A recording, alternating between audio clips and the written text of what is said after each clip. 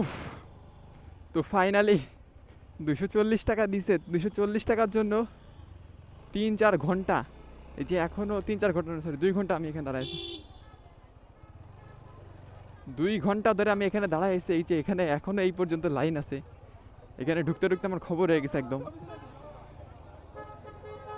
Just 240 টাকার জন্য আমার এত বড় একটা লাইন পার করে যাওয়া লাগছে।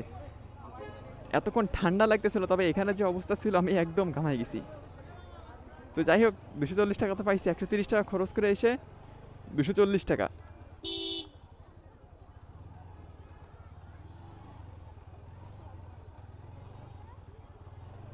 এত যে কষ্ট হবে আমি ভাবছিলাম না, তবে বুঝছিলাম যে লাইনে দাঁড়ায় থাকা লাগবে।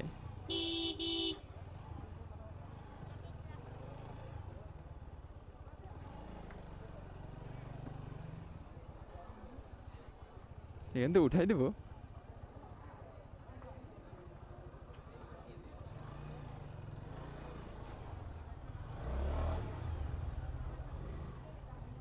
আউ, যাক, বের হয়ে গেছি।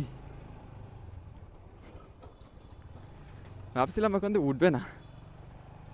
তো ফাইনালি 240 টাকা পেয়ে গেছি মানে কলেজ থেকে। যাই হোক, এই টাকাটা নিতে আসার কারণ হলো টাকাটা পুরোটাই আমার পকেটে ঢুকবে। টুডুং।